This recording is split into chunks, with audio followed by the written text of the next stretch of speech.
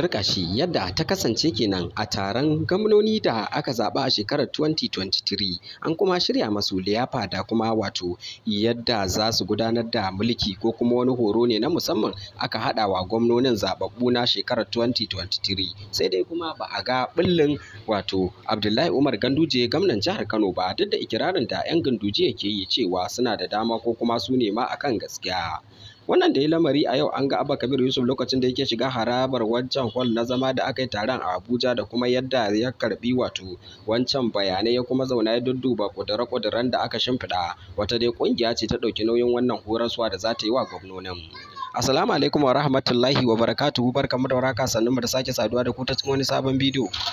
a wannan channel ta mai albarka. Kuma idan yanzu kuwa fara ziyartar mu, kada ku manta wajen danna alamar subscribe da kuma danna alamar ƙararrawa. Ana dai ganin wannan taro wata 'yar manuniya ce da ke tabbatar da cewa Abba Kabir Yusuf shine gwamnan Kano babu hamayya a daidai lokacin da bai wuce kwana 14 ko 15 ba a rantsar da gwamnonin. Wata ƙungiya ta shirya wa gwamnonin lacca ta musamman domin dai tabbatar da yadda za su yi kamun aiki da kuma wasu abubuwa da ya kamata su sani. An dai kirkiri wannan lacca ne da kuma ƙarawa gwamnonin ilimi da kuma sani, duba da wasu da dama daga cikin gwamnonin dai sababbi ne, wasu kuma daga cikin gwamnonin kuma tazarce suka yi. Wannan al'amari dai mutane da dama sun ga wato sa ido a ga cewa ko za a ga Abdullahi Umar Ganduje ya yi an yi kicibis, sai dai kuma a Gandujen fa ya tsaya a matsayinsa na tsohon gwamna. Wannan ke nuni da cewa babu wata wato abin da za a iya cewa ya rage wa gwamnatin ta jihar Kano illa lokaci kawai da za ta jira na yin rantsuwa kuma a hand over ta miƙa mulki.